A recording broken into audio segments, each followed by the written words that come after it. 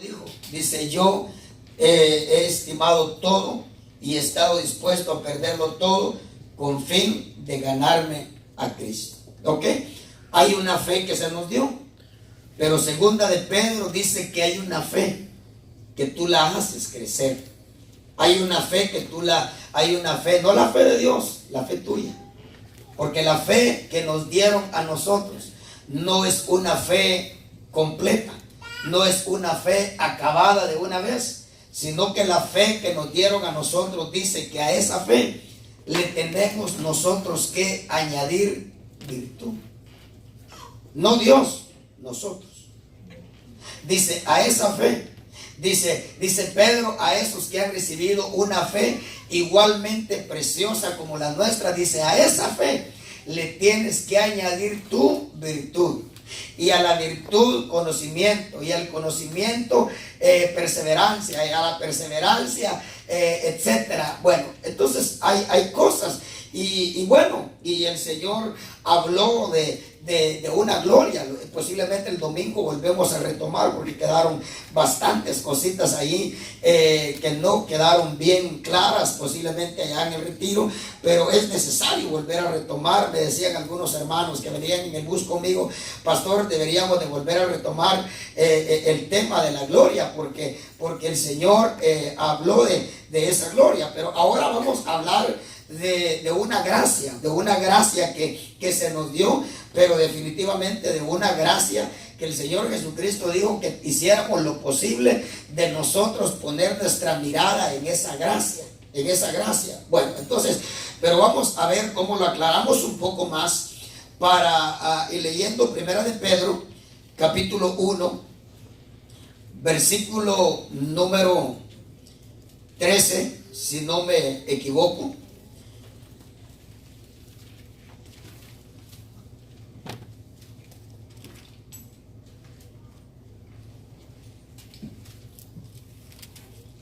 Por supuesto, el 1:10, pero el 1:13, ahí es donde nos vamos a enfocar.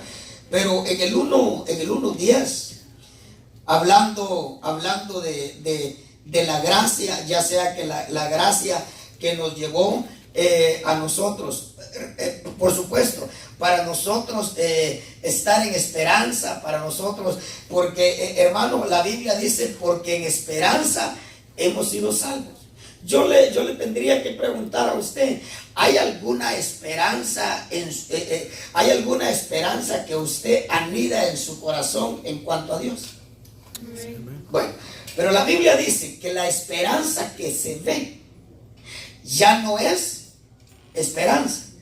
Porque ¿para qué uno va a esperar lo que uno ya tiene? Pero si lo que no tenemos lo esperamos, bueno, entonces la Biblia dice, porque en esperanza hemos sido salvos. Entonces, perdón, no, mamita, aquí creo que tengo uno, gracias. Sí, entonces, oiga lo que dice, yo creo que hay esperanza. Por ejemplo, yo le podría decir, la esperanza de lograr consagrarnos, la esperanza de ser santos como Él es santo, la esperanza de volver a ese primer amor al cual Él nos llama a nosotros. Pero tenemos que tener esperanza. Claro, la esperanza que se ve ya no es esperanza, porque ¿para qué esperar lo que uno ya ve? Pero bueno, entonces, pero mire el 1:10 acerca de esta salvación. Los profetas que profetizaron, y oiga de lo que profetizaron, de la gracia que vendría a vosotros, de la gracia que vendría a vosotros. Está hablando Pedro con aquellos ya salvos, porque hermano, Pedro estaba hablando con gente salva acerca de esta salvación. Los profetas que profetizaron de la gracia que vendría a vosotros, entonces está en un tiempo futuro. Dice, diligentemente inquirieron e indagaron, procurando saber qué persona o tiempo indicaba el Espíritu de Cristo dentro de ellos, al predecir los sufrimientos de Cristo y las glorias Las glorias es uno de los textos que está en lo que hablábamos en el retiro. Y las glorias, porque noten lo que no es gloria, sino que es glorias. O sea, detrás de una otra. El Señor quisiera que nosotros fuéramos, bueno, en sí la Escritura dice que la senda del justo debe ser como la luz de la aurora, que va de aumento en aumento, o sea, que va de gloria en gloria. Entonces, oiga lo que dice acá. Pero por supuesto, tenemos nosotros que entender, tenemos nosotros que aceptar los sufrimientos. Entonces, oiga lo que dice ahí. Dice, al predecir los sufrimientos de Cristo y las glorias que seguirían, dice que a ellos les fue revelado que no se servían a sí mismos, sino a vosotros en estas cosas que ahora os han sido anunciadas mediante los que os predicaron el Evangelio por el Espíritu Santo, porque el Evangelio debe de ser predicado por el Espíritu Santo. Aún Cristo se sometió a eso. Cristo no comenzó a predicar el Evangelio sino hasta que experimentó Isaías 61.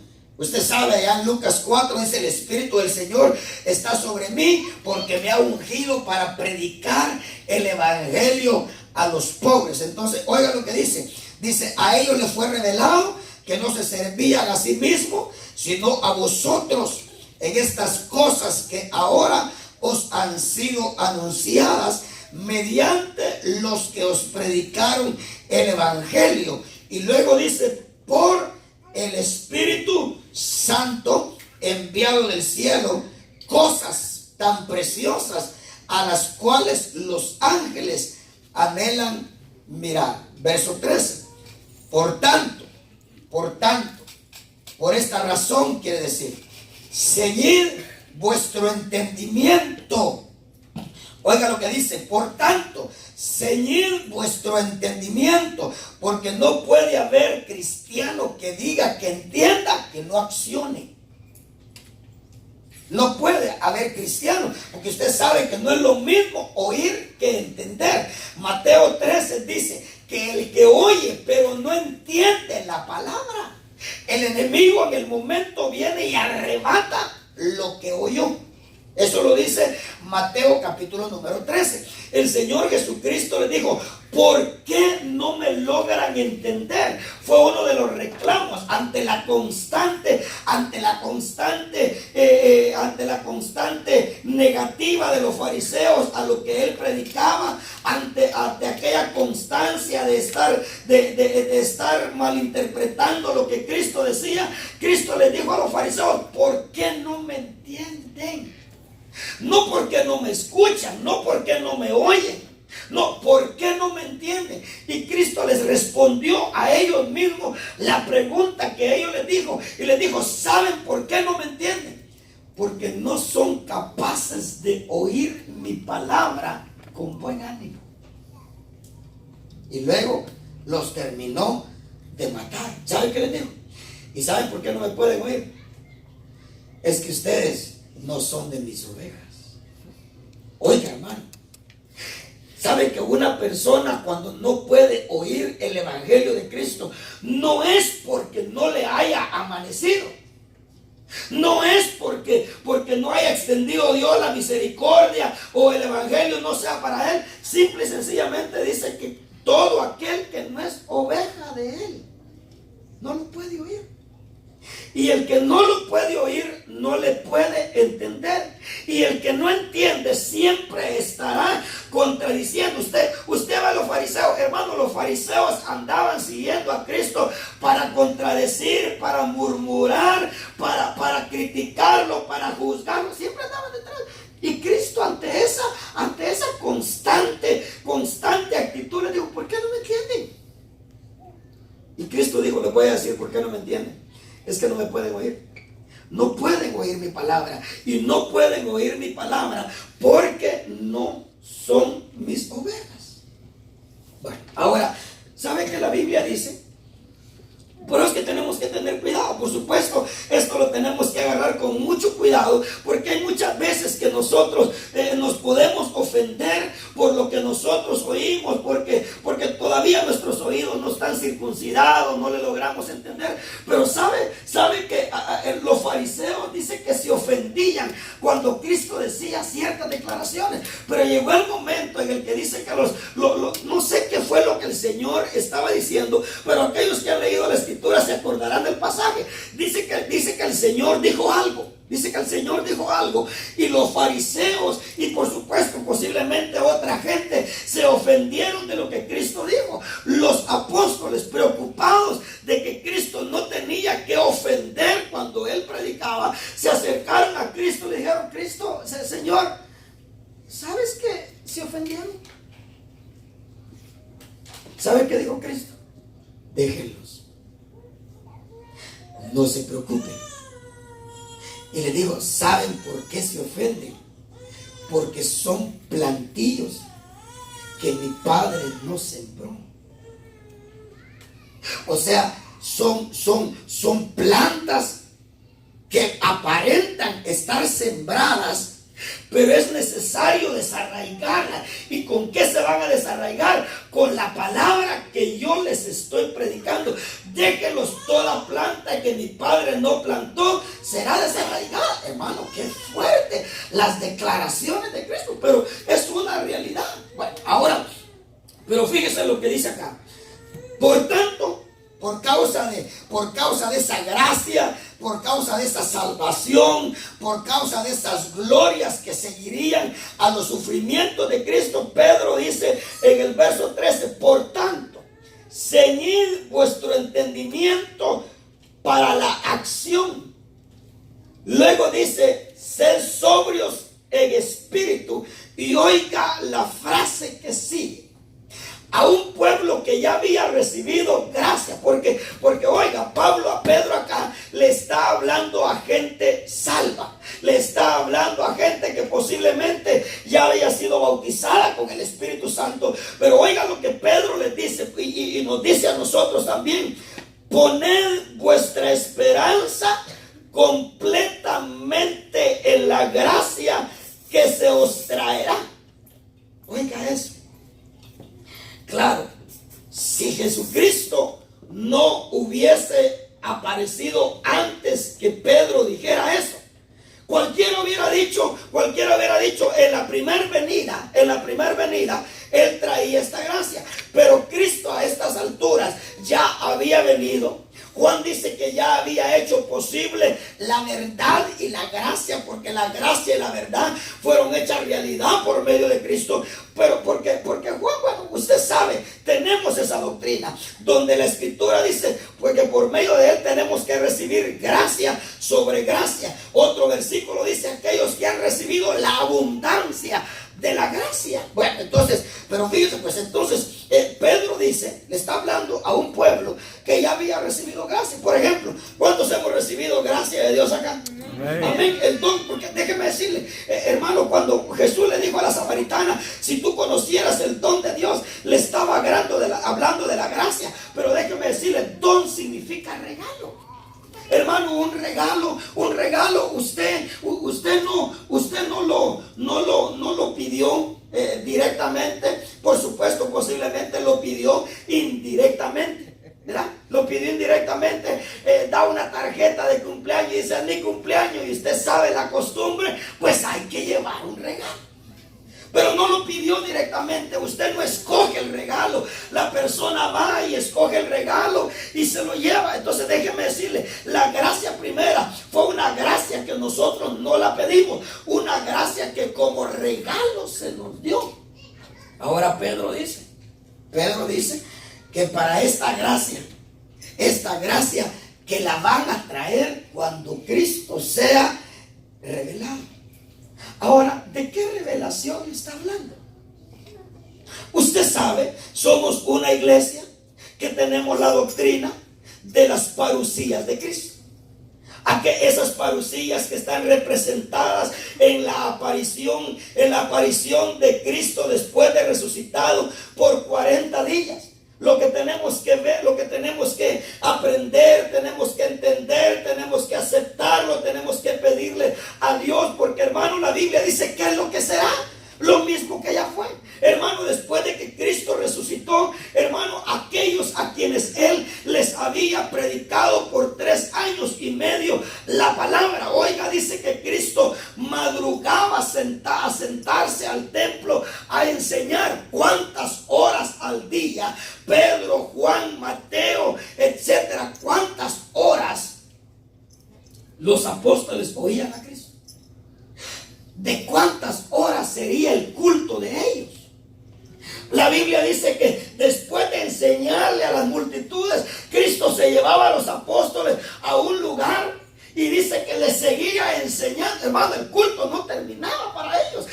Cristo no despedía a las multitudes y Pedro no decía, bueno, Señor, mira, yo tengo esposa, yo me voy a ir. No. Después de despedir a las multitudes, Cristo se iba con los apóstoles y los apóstoles les decían, allá en Mateo 13, mira, enséñanos la palabra. Cristo les reclamó y les dijo, o sea que ustedes tampoco entendieron. También ustedes están faltos de entendimiento. No se dan cuenta que lo que entra no es lo que contamina al hombre, porque todo lo que entra al hombre luego es eliminado. Pero todo lo que, o sea, Cristo les reclamó, pero Cristo les iba a enseñar, o sea, de cuántas horas al día era el culto de esos hombres. Sin embargo, al final de los 3 años y medio, ¿cómo está Tomás? Al final de los 3 años y medio, ¿cómo está Pedro? Al final de los 3 años y medio, ¿cómo está Mateo? ¿Cómo están los apóstoles? Hermano, al final de los 3 años y medio, ¿cómo están los 2 de Maús? Usted recuerda las palabras de los 2 de Maús. Iban zapateando de regreso para su casa diciendo, mira, perdimos el tiempo, nosotros pensábamos que Él era, bien nos hubiésemos podido graduar, bien pudiéramos haber terminado la escuela, bien hubiésemos podido comenzar un negocio y nos hubiera ido bien, pero nosotros pensábamos que Él era. ¿Cómo iba? Después de 3 años y medio. Pero Cristo se apareció. Y hermano, y esas apariciones están representando el tiempo de la parucía. O sea, la parucía, esa bendición, esa preciosa bendición que Cristo le va a dar a la que se va a llevar antes de que la trompeta suene. Usted sabe, tenemos esa doctrina, la hemos oído, nos hemos gozado, la creemos. Amén. ¿Cuánto la creen? Amén. Ahora, oiga, yo siempre he dicho y siempre se nos dijo, Él va a venir a arreglar lo que nosotros no hemos podido arreglar, no lo que nosotros no hemos querido arreglar, porque usted no me dejará mentir, hay cosas que nosotros no queremos arreglar, pero hay cosas que nosotros, por mucho que queramos, no podemos. No podemos. Pero Cristo va a venir a arreglar lo que nosotros no hemos podido. Ahora, oiga lo que Pedro dice. Pedro dice, poned completamente vuestra esperanza. Oiga, no la mitad de vuestra esperanza, no. Y oiga, hermano, la esperanza, qué grande es la esperanza. Dice que la esperanza es una de las virtudes de Dios, que dice que da a entender la escritura que es la que se atrevió a meterse hasta el lugar santísimo como una ancla. Usted sabe para qué sirven las anclas, ¿verdad? Las anclas las arrojan del barco, hermano, para que el barco no se mueva de su lugar. Y lo que Dios quiere es que nosotros, no importa lo que nos venga, no nos movamos de nuestro lugar. Pero la Biblia dice, tenéis la esperanza como una ancla. Si me busca ese texto, hermano Carito, en hebreo dice, como una ancla que penetra hasta detrás del velo, dice, donde Cristo entró. Entonces, oiga, la esperanza que nosotros tenemos que tener, dice que tiene que meterse hasta detrás del velo, donde Cristo entró como precursor por nosotros. Ahora, note que el ancla no se agarró del atrio.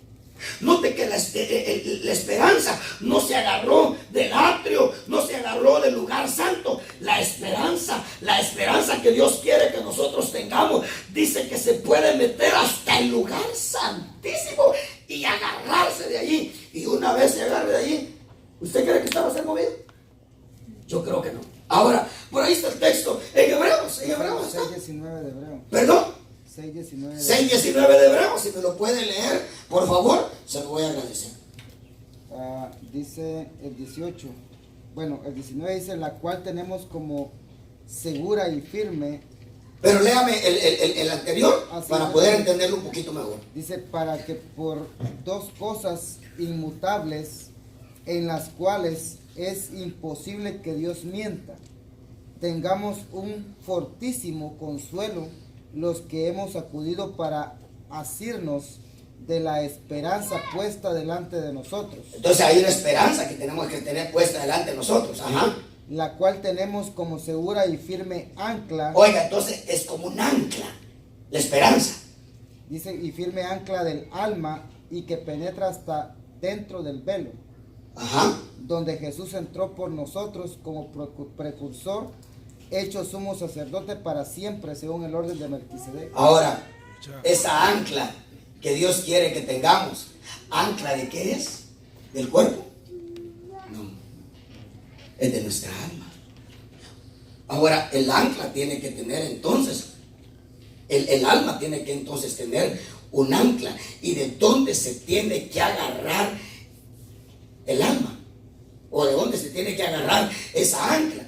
No del atrio, no del lugar santo, se tiene que agarrar del lugar santísimo. Ahora, oiga lo que dice: poned vuestra esperanza completamente en la gracia que se os traerá en la revelación de Jesucristo. Ahora, ¿cuándo va a ser eso? Lo estamos esperando. Hermano, estamos esperando ese precioso momento en el que Cristo, hermano, venga a abrirnos los ojos como le abrió los ojos a los dos de Emaús. Estamos esperando ese día en el que Él va a venir a buscar a Pedro y a los que estaban con Él, hermano, allá en el mar pescando. Después de el Señor Jesucristo le dijo a Pedro, y le dijo a Pedro y a todos los apóstoles, y cómo hubiera querido Cristo que hubieran entendido. Pero miren qué gracia, qué misericordia la de Dios, hermano. Jesús le dijo a los apóstoles: ninguno que poniendo la mano en el arado vuelve a ver hacia atrás es apto para el reino. Después de que Cristo murió y hermano, y no llegaba a Cristo, Pedro dice: muchachos, yo me voy a pescar. Y dicen los demás: pues nosotros vamos también. ¿Será que eso era lo que quería Dios? Yo estoy seguro que no. Pero oiga, Él los fue a buscar allá. Pero hermano, ¿cómo estaba Pedro? Pedro estaba preocupado si Juan le iba a quitar el puesto o no, porque Jesús le dijo: pero oiga, a esas alturas, 3 años y medio, hermano, 3 años y medio de culto. Y todavía había algo que arreglar en Pedro, porque Jesús le dice: Pedro, sígueme. Pedro, sígueme. Claro, después de hacerle el examen, ¿verdad? Y el examen fue: Pedro, ¿me ofrendas? El examen no fue ese. El examen no fue: Pedro, ¿me diezmas? Pedro, ¿me cantas? Pedro, ¿predicas? Pedro, no. ¿Usted sabe cuál fue el examen? Pedro le dijo: ¿me amas más que estos? No más que a estos, no, me amas más que estos. Pedro entendió la magnitud de la pregunta. Dijo: ¿me amas más que estos? Y Pedro, teniendo sus dudas, le dijo: bueno, Señor, yo te quiero. Y le volvió a preguntar 3 veces, le preguntó. Hermano, en cada pregunta Jesús le encomendó algo a Pedro. Le dijo: pastorea mis ovejas, pastorea mis cabritos. ¿Qué fue lo que nuestro pastor dijo allá en el retiro? Yo soy pastor de pastores. Cuando Jesús le dijo a Pedro: pastorea mis cabritos, le estaba diciendo: vas a ser pastor de pastores, vas a ser pastor de ministros. Por eso es que él allá en una de sus cartas dice: después de mi partida yo me voy a asegurar de que ustedes recuerden mis palabras. Porque él iba a dejar a aquellos que iban detrás de él, él les iba a instruir que siguieran predicando lo que él había predicado. Pero Jesús le dijo: pastorea mis ovejas. Y luego le dijo: pastorea mis cabritos. Porque la iglesia es oveja, pero nosotros los que predicamos somos cabritos. Ahora, fíjese pues, claro, para nosotros poder tener una idea que traerá esa gracia. Hermano, usted no me dejará mentir la gran necesidad que hay en nosotros. Hermano, cuán faltos estamos. No hay la esperanza que debería de haber. No hay el poder que debería. Bueno, usted me es testigo. ¿Será que nos falta? ¿Cuánto nos faltará? Cada uno de nosotros tenemos que respondernos a nosotros mismos cuánto nos faltará. Claro, hermano, cuando tú te preguntes cuánto te falta, no mires a la derecha y a la izquierda. Cuando tú quieras saber cuánto te falta, la mejor medida para que tú puedas ver y yo pueda ver cuánto nos falta es esto. Pero es que Pablo dice que uno no se puede medir a uno mismo por uno mismo. No puede medirse uno mirando a alguien más. No, la escritura nos manda. Por eso es que mire, hay libros, hermano, hay libros para nosotros hacer los exámenes. Oh, primera de Juan. Oh, ¿será que pasamos los exámenes si estamos en luz o estamos en tiniebla? Oh, primera de Juan asusta. Cuando nosotros leemos primera de Juan, hermano, y nos ponemos ese espejo enfrente, oh, nosotros decimos, oh, ¿será? Ahora, para nosotros entender qué irá a hacer esa gracia en nosotros, pensemos un poquito en el poder. Fíjese pues, cuántas palabras tuvo que decir Cristo para que Tomás fue el primero en llamarle a Cristo Dios. Tomás, ¿cuánto tuvo que hablar Cristo resucitado para que Tomás le dijera, cuando el Señor le dijo, mira, trae aquí tu dedo y trae acá tu mano y cree, no seas incrédulo? Y Tomás creyó y creo que dijo, Rey mío y Dios mío. ¿Cuánto tuvo que hablar Cristo? Hermano, en 3 años y medio, Tomás no creyó lo que creyó en segundos o en minutos, en una experiencia con Cristo. ¿Cuánto le tuvo que hablar Cristo a Pablo? Hermano, Pablo se sabía la escritura de Génesis a Malaquías. Pablo se sabía la Biblia. Y yo le pregunto, ¿y cuánto había cambiado Pablo? Al contrario, él mismo testifica y dice, en vez de andarle haciendo un bien a la iglesia, al cuerpo de Cristo, le andaba haciendo un mal. Pero oiga, en unos segunditos que habló con Cristo, usted ve el cambio de Pablo. Pero es que yo creo que en esa gracia que se nos traerá en la revelación de Jesucristo, hermano, creo yo que nosotros vamos a alcanzar más en esos minutos. Oh, pero mire, yo no sé cómo sería su experiencia, cómo sería su convicción si Cristo se le apareciera. ¿Cómo sería nuestra convicción? Ahora, para nosotros poder entender un poquito qué vendrá a traer esa gracia, qué irá a venir a hacer en la juventud esa gracia. Yo hablaba un poquito allá en el retiro acerca, hermano, de esos jóvenes a los cuales, oiga, hay un texto para ellos que dice, les escribo a vosotros jóvenes porque habéis vencido al maligno. Déjeme decirle. Déjame preguntarle, ¿será que la juventud, no hablemos de la juventud de otra iglesia, hablemos de la juventud de esta iglesia? ¿Será que la juventud de esta iglesia ha vencido al maligno? No, al contrario, hermano, la juventud está librando o tiene que permitir a Cristo que pueda pelear Cristo la batalla por ellos. Pero en esa gracia que va a traer Cristo, va a haber un poder, va a haber una gloria en los jóvenes, en los niños, en los ancianos. Bueno, es que hablando el Señor de eso y hablando de la restauración de Jerusalén, el el Señor dijo, una vez más se van a volver a oír los niños. Se van a volver a oír los niños en las calles de Jerusalén. Y las calles de Jerusalén estarán llenos de niños y llenos de ancianos que por la cantidad de años andarán con bordón.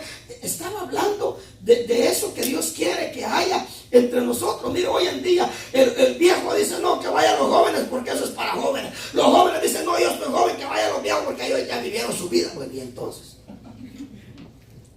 Y los niños, hermanos, los niños no quieren. Bueno, entonces, para entender eso, hay que aprender un poquito, hay que ir un poquito. ¿Qué hizo en nosotros la primera gracia? Hermano, ¿qué fue lo que nos salvó a nosotros? Efesios 1. Porque por gracia habéis sido salvados. ¿Qué nos salvó? La gracia.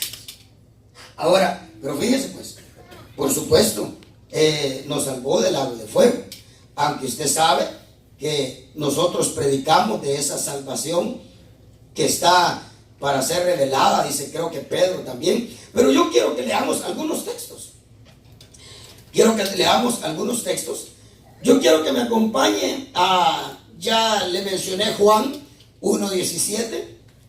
Juan 1:17 dice que la ley fue dada por medio de Moisés, pero la gracia y la verdad fueron hechas realidad por medio de Cristo. Y esa gracia es la que nos llevó a nosotros a ser salvos. Esa es la gracia en la que, hermano, esa gracia es tan preciosa.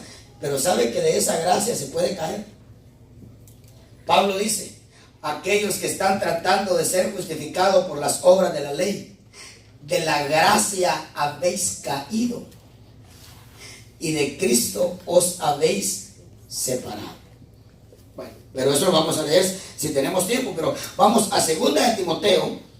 Vamos a ver 2 de Timoteo, capítulo número 1.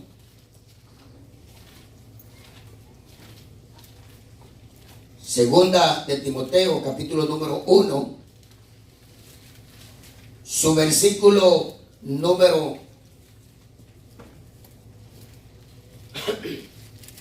9.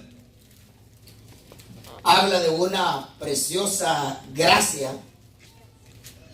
que se nos dio, pero por medio de Cristo. Y dice este texto, desde la eternidad. Entonces, ¿desde dónde nosotros venimos en Cristo? O sea, ¿desde cuándo nosotros existimos en Cristo? Fíjense lo que dice 1:9. Quien nos ha salvado y nos ha llamado con un llamamiento santo, no según nuestras obras, sino según su propósito. Entonces, oiga eso. Quien nos ha salvado y nos ha llamado con un llamamiento santo, no según nuestras obras, sino según su propósito y según la gracia. Y según la gracia, mire desde dónde se nos dio a nosotros la gracia. Y según la gracia que nos fue dada, pero ¿en quién? En Cristo Jesús.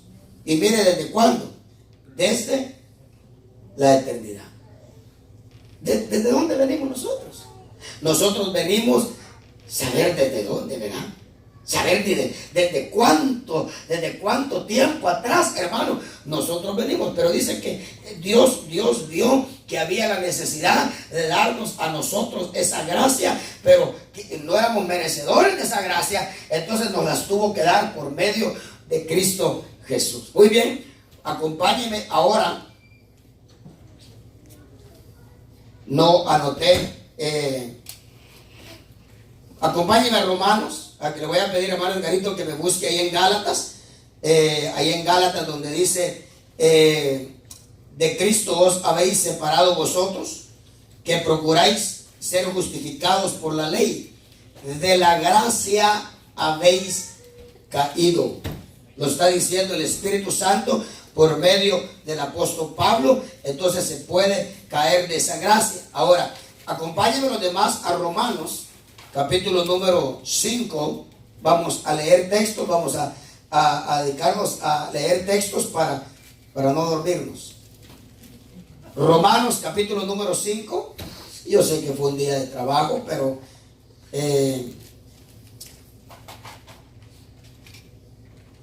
usted sabe que cuando aquellos apóstoles dicen que subieron al monte,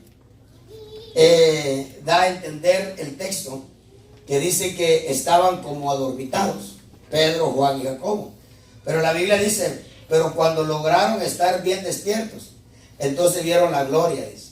Bueno, para ver la gloria tenemos que estar bien despiertos, ¿verdad? Y no solamente habla de un sueño literal, sino que definitivamente está hablando del sueño espiritual. Romanos 5, verso 17. Si no encontramos el texto, hermano Edgarito, pues ya lo leí yo, ahí está. Ya lo encontró, muy bien. Vamos a leer Romanos 5 primero y luego vamos a pedirle, hermano Edgarito, que corrobore ese texto que está ahí. Entonces, noten que qué horrible, o sea, se puede caer de esa gracia que se nos dio. Ahora, la Escritura dice, por gracia habéis sido salvados. Pablo le dijo a los Gálatas, si ustedes se circuncidan, déjenme decirles que de nada les aprovechará Cristo. Hermano, qué textos más tremendos esos. Bueno, entonces, 5:17 de Romanos. Ya lo tiene, ¿verdad? Porque si por la transgresión de uno, por este reinó la muerte, mucho más reinarán en vida por medio de uno. Y luego dice, ese uno, Jesucristo. Los que reciben la abundancia de la gracia. Aquí está el texto que le mencioné. Miren, los que reciben la abundancia de la gracia y del don de la justicia. Luego ponga sus ojitos. Hay un texto por ahí donde dice, aquí está, verso 20. Bueno, sigamos leyendo. No, leamos el 20. Y la ley se introdujo para que abundara la transgresión, pero donde el pecado abundó, ¿qué hizo sobreabundar Dios? ¿Perdón? Y la ley se introdujo para que abundara la transgresión, o sea, para que se revelara o se manifestara que había mucha transgresión. Eso es lo que está diciendo. Y la ley se introdujo para que abundara la transgresión, pero donde el pecado abundó, Dios hizo sobreabundar la gracia. Claro, algunos dicen que le malinterpretaron a Pablo y dijeron, bueno, entonces como donde sobreabunda el pecado, sobreabunda la gracia, pues pequemos más para que sobreabunde más la gracia. Pablo dijo, espérense un momentito, no lo entiendan así. En el verso 6 lo dice, capítulo 6, verso 1. ¿Qué diremos entonces? ¿Continuaremos en pecado para que la gracia abunde? Porque algunos le malinterpretaron a Pablo lo que Pablo dijo, que donde el pecado sobreabundó, Cristo hizo sobreabundar la gracia. Entonces dijo, bueno, dijeron algunos, bueno, pues sigamos pecando para que la gracia siga abundando. No, hermano. Aquel que deliberadamente peca, cae de la gracia. El que deliberadamente peca, cae de la gracia. Pablo tuvo que corregir eso. Dijo, no. Y luego oiga lo que dice, de ningún modo. Nosotros que hemos muerto al pecado, ¿cómo viviremos aún en él? Bueno, entonces, pero fíjese, pues todo lo que ha hecho la gracia. Efesios dice, por la gracia somos salvos. La escritura dice que tenemos que reinar en vida por causa de la gracia. Bueno, para nosotros poder entender un poquito qué irá a traer la gracia que Cristo trae con él. Por ejemplo, creo que Filipenses dice que realmente nuestra vida la tiene él. Bueno, es que yo le he dicho a usted, bueno, es que la gente cuando nosotros nos ven en iglesia y culto, la gente dice estas expresiones y dice, ustedes no tienen vida, solo metidos en la iglesia, pa. Tiene razón, ¿sabe por qué? Porque Filipenses dice, cuando Cristo, nuestra vida, porque nuestra vida está escondida con Cristo en Dios. Luego dice, entonces, ¿dónde está nuestra vida? Pero usted no se sorprenda, si no tenemos vida acá, la vida que el mundo quisiera, no se preocupe, un día nos la van a traer. ¿Y quién la trae? Cristo. Pero es que mire, hermano, cuando Cristo se manifieste,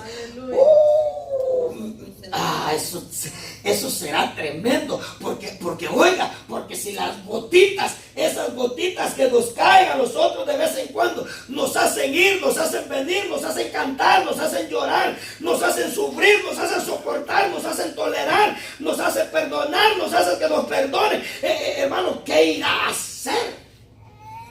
Porque mire, el Señor instituyó que lo último es más grande que lo pequeño. Cristo dijo, la gloria postrera será mayor que la gloria primera. Cristo dijo que la lluvia tardía sería mejor que la lluvia temprana. Entonces, si ponemos esto, hermano, igual todo. Entonces la gracia que se nos dio nos salvó del lago de fuego. Pero la gracia que nos traerán cuando Cristo, claro, para eso Dios requiere obediencia, requiere santidad, requiere consagración, requiere amor, requiere obediencia, requiere sacrificio. No, para la gracia que Cristo nos va a traer, tenemos nosotros que, como dice Pedro, ceñir los lomos de nuestro entendimiento para la acción. Por eso le decía, no hay cristiano que diga que entiende, que se quede de brazos cruzados. No, hermano, el cristiano que se queda de brazos cruzados, aunque diga que entiende, no entiende nada. Bueno, ahora, hermano Garito, leamos entonces el texto de Gálatas para ir acá y luego vamos a buscar 1 Corintios capítulo 15 verso 10.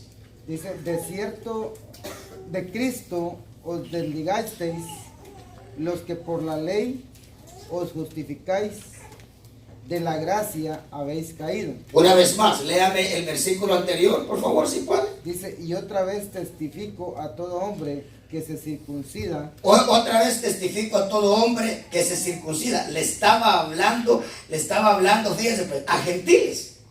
Le estaba hablando a gentiles. ¿Por qué? Porque según lo que Pablo le dijo a Pedro, el que llegó a tratar de circuncidar a los gentiles a Galacia fue Pedro. Porque Pablo le dice a Pedro, si nosotros siendo judíos vivimos como gentiles, ¿por qué estás haciendo que los gentiles vivan como judíos? Entonces, por favor, hermano Garito, léame ese texto. Dice, y otra vez testifico a todo hombre que se circuncida, que está obligado a guardar toda la ley. A guardar toda la ley. De Cristo os desligasteis, los que por la ley os justificáis, de la gracia habéis caído. Oiga eso, de la gracia habéis caído. La pregunta entonces, ¿se puede caer de la gracia? Ahí está el texto.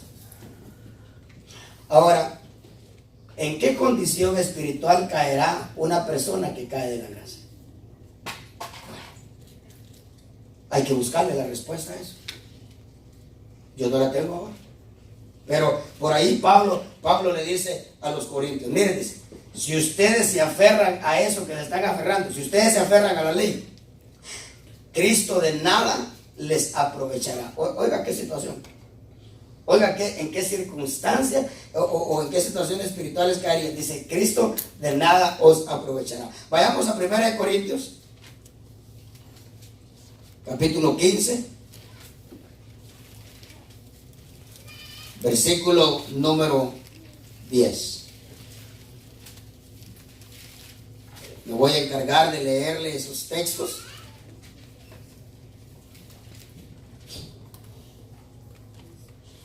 Fíjense que si nosotros echáramos mano de esa gracia que se nos dio, no de esa gracia por la cual tenemos que obedecer, tenemos que sacrificarnos, tenemos que trabajar, no, la gracia que se nos dio.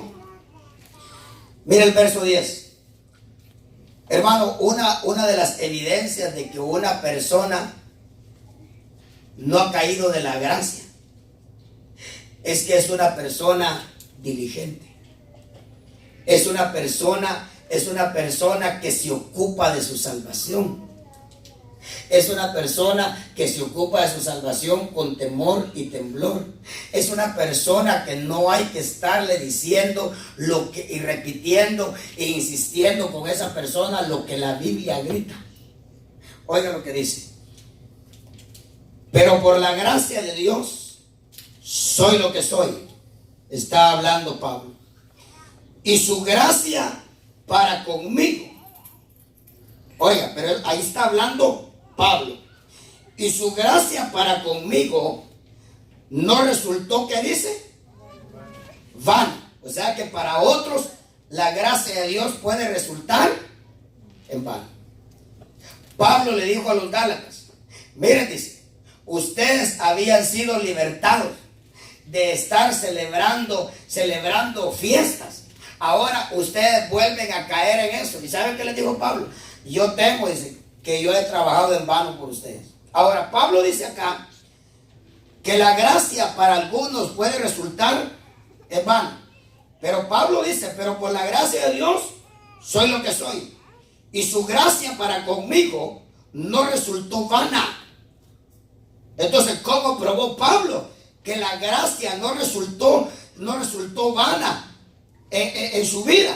Porque dice, antes bien, he trabajado mucho más que todos ellos. Y luego él rectificó y dijo, aunque no yo, sino la gracia de Dios en mí. Hermano, mire, Pablo se atrevió a decir, yo he trabajado mucho más que todos ellos. Hermano, ¿cuál es la evidencia de que una persona no ha caído de la gracia que Cristo le dio? Que es una persona misma.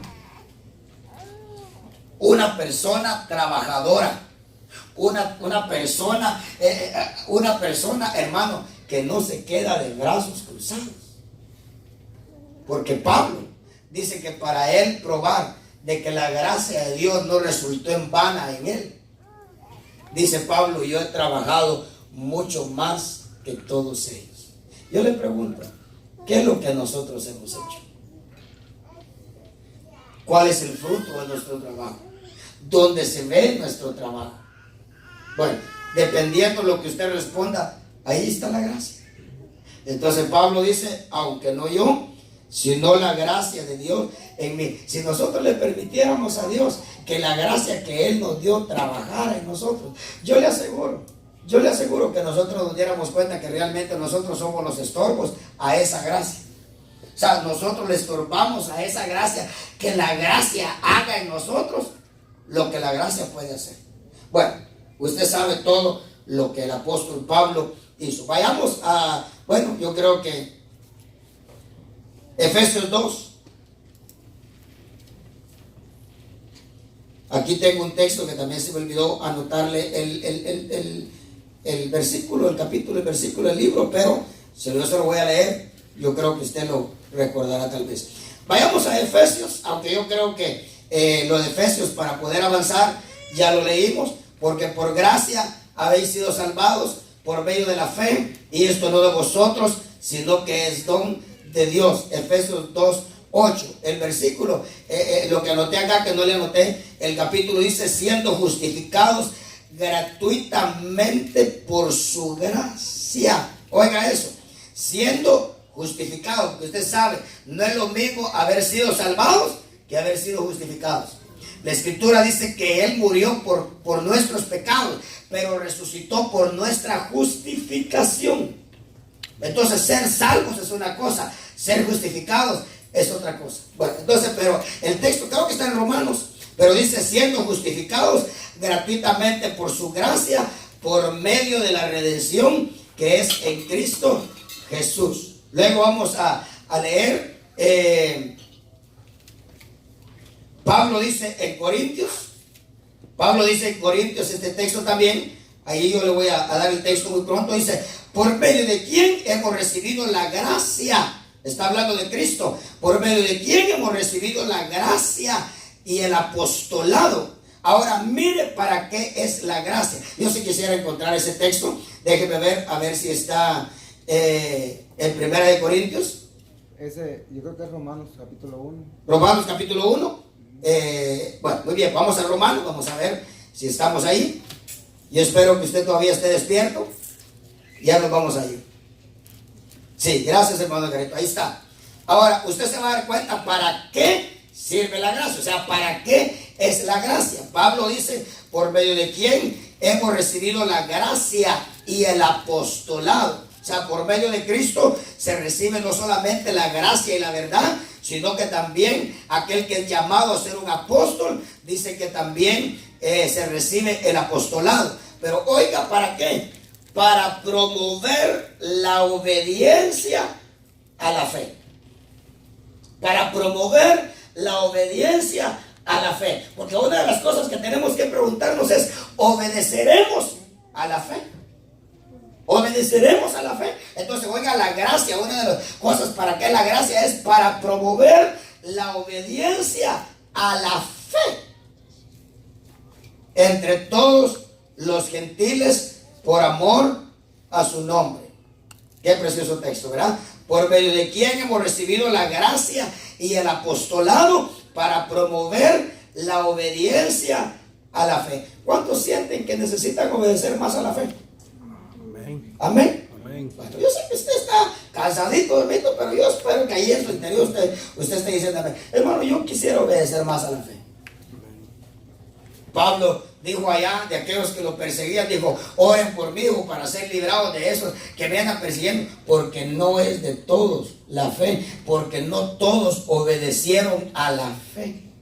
Bueno, entonces, oiga lo que dice aquí, la gracia y el apostolado. Bueno, es que, hermano, aquellos que sin imposición, reconocemos que nuestro pastor no solamente nuestro pastor general, sino que también es un hombre llamado al apostolado. Oigan lo que dice aquí. Dice que esos hombres reciben la gracia y el apostolado. ¿Para qué? ¿Para hacerse millonarios? No, dice para promover la obediencia a la fe por medio de Jesucristo. Ok, muy bien. Ahora, Primera de Corintios 3:10. Ya va a ver que es que hermano, todo lo que la gracia, si tan solo le permitiéramos a la gracia actuar en nosotros, usted se va a dar cuenta lo que la gracia, a dónde llevó la gracia, o qué llevó la gracia a que el apóstol Pablo hiciera. Fíjese pues, qué tremendo el cimiento de la doctrina la puso el apóstol Pablo. ¿Y sabe cuál fue el medio? La gracia. Mire, veámoslo. 1 Corintios 3, verso 10. ¿Ya lo tiene? Conforme a la gracia de Dios que me fue dada. Oiga, no que me gané. No. Dice, conforme a la gracia de Dios que me fue dada. Yo como sabio arquitecto. Mire lo que llevó la gracia a hacer al apóstol Pablo, a poner el fundamento. Conforme a la gracia de Dios que me fue dada. Yo como sabio arquitecto puse el fundamento y otro edifica sobre él. Pero mire la advertencia que hay después. Pero el que va a edificar encima del fundamento, dice que cada uno tenga cuidado cómo edifica encima. Mire, hermano, si el apóstol Pablo puso el fundamento por gracia, ¿usted cree que no es por la gracia que cada uno de nosotros tendría que edificar? Porque si el fundamento se puso por gracia, lo que se edifica encima del fundamento tiene que ser por gracia. Pero usted se imagina a una persona que haya caído de la gracia, ¿con qué va a edificar? Ahora, si esta gracia que se nos dio es capaz de hacer todo eso, ¿qué irá a traer la gracia a la que Pedro dice, poned completamente vuestra esperanza en la gracia que se os traerá en la revelación de Jesucristo? Si esta gracia, mire todo lo que nos ha llevado a hacer esta gracia, donde sobrepujó el pecado, sobreabundó la gracia, o sea, todo lo que nos ha llevado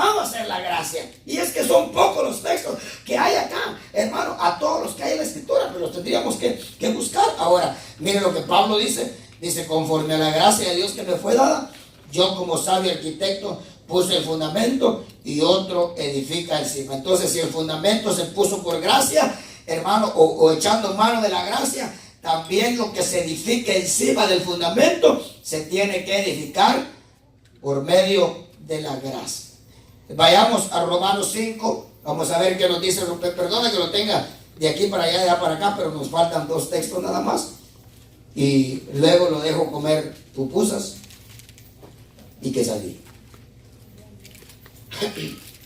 Nosotros no tenemos que estar preocupados, hermano, atormentados o qué sé yo, porque nos van a hacer llegar hasta las 12, 12 y media, 1 y media, 2 de la mañana, porque vamos a estar dando lo que no sentimos, ¿verdad? Mejor dar algo pequeño, pero bueno, ¿verdad? Bueno, entonces, Romanos 5, verso 20 y verso 21. Yo creo que ya lo leímos. Sí, ya lo leímos. Bueno, muy bien, miren. Vamos a leer Romanos 11. Hay un texto que está aquí. Yo no sé por qué se me olvidaron anotar muchos textos hoy. Pero oiga este texto que está acá, que no le puse también el número. Porque el pecado no tendrá dominio sobre vosotros. Si alguien me encuentra el texto, sería bueno que le pongamos la cita. Porque el pecado no tendrá dominio sobre vosotros. Tiene que estar entre Romanos 5 y Romanos 6. Porque el pecado no tendrá dominio sobre vosotros, pues no estáis bajo la ley. Verso 14. ¿De qué? Romanos 6. Gracias. Verso 14 de Romanos 6. Ahí tenemos Romanos, ¿verdad? Muy bien, leámoslo y de una vez ya sabemos que ahí está. Mire pues, mire lo precioso de estar en la gracia, de no caer bajo la gracia. Dice que si nosotros nos mantenemos en la gracia, el pecado no tendrá dominio. No tendrá dominio sobre nosotros. Oh, hermano, qué cosas más preciosas. Oiga, qué declaración más preciosa. Porque el pecado no tendrá dominio sobre vosotros. No es que no nos haga pecar, porque aún Pablo dijo, porque si lo malo que no quiero hacer, eso hago, entonces ya no lo hago yo, sino el pecado que habita en mí. Oye lo que dijo Pablo, eso lo dijo Pablo literalmente, así como se lo estoy diciendo. Porque si yo hago lo que no quiero, entonces ya no lo hago yo, lo hace el pecado que mora en mí. Pero ¿sabe qué dijo Pablo? Pero ese pecado no tiene dominio sobre mí, porque no estoy bajo la ley, sino que estoy bajo la gracia. Yes. Amén. Mire qué precioso texto. Porque el pecado no tendrá dominio sobre vosotros. Por supuesto, leamos el 13. Entonces, por tanto, no reine el pecado en vuestro cuerpo mortal, para que no obedezcáis lujurias, ni presentéis los miembros de vuestro cuerpo al pecado como instrumentos de iniquidad. O sea, nuestros ojos, nuestras manos, nuestros oídos. Saben que al celular le prestamos esas 3 cosas, y son miembros: los ojos, los oídos, las manos. Dice Pedro, dice Pablo acá, ni presentéis los miembros de vuestro cuerpo al pecado como instrumentos de iniquidad, porque los ojos son un instrumento, las manos son un instrumento y los oídos pueden ser un instrumento, sino presentaos vosotros mismos a Dios como vivos de entre los muertos, y vuestros miembros a Dios como instrumentos de justicia. ¿Cuándo es que sus miembros se hacen instrumentos de justicia? Cuando usted aplaude para Dios, cuando usted canta para Dios, cuando usted le da su oído a la palabra, sus oídos están siendo instrumentos de justicia. Ahora oiga lo que dice, vivo dentro de los muertos y vuestros miembros a Dios como instrumentos de justicia, porque el pecado entonces no tendrá dominio sobre vosotros, pues no estáis bajo la ley, sino bajo la gracia. El último texto. ¿Se alegra usted que sea el último texto? Yo sí. No. Pero Vamos a leer acá. Usted sabe, a mí me gusta mucho la comunión y me va a gustar verlo comer ahí tranquilito, despacio. Y yo creo que a un padre, bueno, Job lo explica, dice que una de sus alegrías era ver a todos sus hijos en la mesa, comiendo. Aquellos que tenemos solamente uno, pues vemos a nuestro único pedazo de carne comiendo solo ahí, ¿verdad?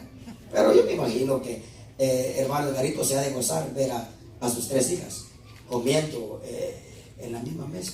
Y a Dios le agrada eso también. Cuando Él nos ve a nosotros así, yo creo que a Él le agrada también. Si nos agrada a nosotros que somos malos, cuanto más a Él, ¿verdad? Bueno, entonces, el último texto, Romanos 11, verso 5.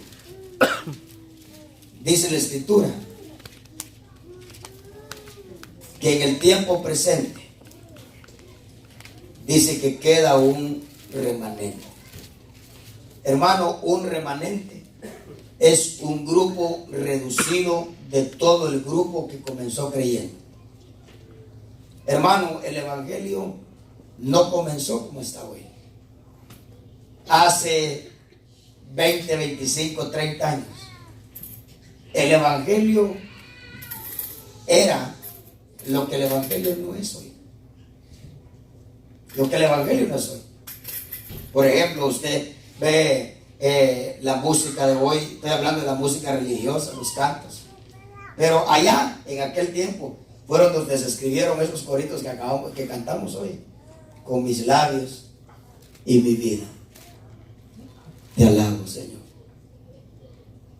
O sea, eran, pero es que mire, a esas expresiones, a esas verdades, es que el Señor dijo por medio del profeta: deteneos y preguntad por las sendas antiguas, cuál es el buen camino, y andad por ellas. Yo no digo, hermano, hay coritos preciosos hoy, pero oiga, allá oía uno un CD. De los 10 coros del CD, 9 eran buenos. Allá 9. Uno, decía uno, este no es congregacional, esto es para cantarlo en el parque. De los 10. Ahora de los 10 que graban en un CD, uno se logra tal vez entresacar de los 10. Pero oiga lo que dice acá. Dice el verso 5. Y de la misma manera también ha quedado en el tiempo presente un remanente. ¿Usted quisiera ser parte de ese remanente?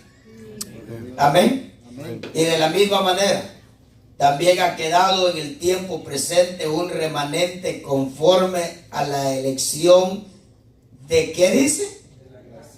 De la gracia de Dios. Hermanito amado, ¿qué es lo que está definiendo al remanente de Dios? La gracia de Dios. Por eso es que no podemos caer de la gracia. Por eso es que mire, al contrario, en vez de caer de la gracia que se nos dio en Cristo Jesús, tenemos que usar esa gracia para poder nosotros aspirar a lo que Pedro dice, a alcanzar la gracia que se nos traerá en la revelación de Jesucristo. La pregunta que posiblemente no la podemos articular es: ¿qué irá a hacer esa gracia en nosotros? Y es que sabe, hermano, y es que realmente la gracia que se nos dio, nosotros no le hemos permitido a esa gracia que esa gracia genere lo que realmente esa gracia podría generar. Porque mire lo que la gracia hizo en Pablo. Pablo dijo: yo he trabajado más que todos ellos, aunque no yo, sino la gracia de Dios en mí. Mire, cuando Pablo dijo: me voy a Roma, porque ya no hay lugar en todos estos alrededores donde yo no haya predicado. ¿Y sabe quién hizo eso? No lo hizo Pablo, lo hizo la gracia de Dios en Pablo. Pablo dijo, lo he llenado todo de evangelio, pero no Pablo. Pablo aclara y dice, no yo, sino la gracia de Dios en mí. Eso quiere decir que nosotros no le hemos permitido realmente a esa gracia que se nos dio, que esa gracia accione lo que tendría que accionar. Ahora, Pedro dice, a mí me encanta esa frase, dice, poned vuestra esperanza completamente en esa gracia que se os traerá en la revelación de Jesucristo. Hermano, Cristo, mire, si el arrebatamiento, si la trompeta está pronta a sonar, ¿cuán pronto no puede estar que Cristo se revele? Eso está más cerca. Porque si esas apariciones de Cristo, si esas revelaciones de Cristo, esas manifestaciones de Cristo, hermano, angelicales y juntamente con Él, hermano, es antes de que la trompeta suene, ¿cuán cerca puede estar? Por eso es que mire, Dios nos llama a la oración, Dios nos llama a la lectura de la palabra, porque yo creo, ¿sabe, hermano? Cristo antes, por eso es que cuando Cristo se reveló, Él se presentó en una casa. Yo siempre he creído que antes de que Cristo se nos manifieste acá, se nos habrá manifestado en nuestra casa. Yo creo que el deseo de Cristo va a ser que Él querernos ver en nuestra casa más que acá. Yo no leo en la Escritura que Cristo se haya manifestado en el templo. No, yo sí leo. Fíjese que se manifestó más en la playa que en el templo. Allá donde andaban aquellos pescando, allá llegó a aparecerse. Camino a Maús, pero yo no leo que haya llegado al templo. ¿Sabe por qué no llegó al templo? Porque en el templo lo que había eran piedras. Usted lee en Juan que dice que agarraron piedras y estaba adentro del templo Cristo, hermano. Sí. Oiga, ¿dónde tenían los fariseos piedras para pedir a Cristo? En el templo. Tremendo, ¿verdad? Y Cristo dijo, y si con el árbol verde hicieron eso, ¿qué no van a hacer con las ramas? Hermanito amado, que esto nos motive, que esto nos dé fuerza, que esto nos aliente, que esto en vez de menguar, hermano, que Cristo nos dé la esperanza de una gracia, que Cristo nos dé la esperanza de una gloria. Espero que para el domingo estemos más descansaditos, pero hermano, mire, hay una gloria postrera que será mejor que la primera. Y esa gloria Dios quiere que nosotros la tengamos. Amén. Cierre su Biblia. Vamos a terminar ahí. Si lo paso al frente a ministrarlo, voy y se me duerme aquí al frente. Entonces vamos a cerrar nuestra Biblia y vamos a darle gracias al Señor. Nino, si me ayudas acá, vamos a poner esto arriba, vamos a orar, Señor. Le vamos a pedir que nos haga entender cada vez más esto, que en su lectura personal, yo sé que usted va a encontrar más textos que hablen de esa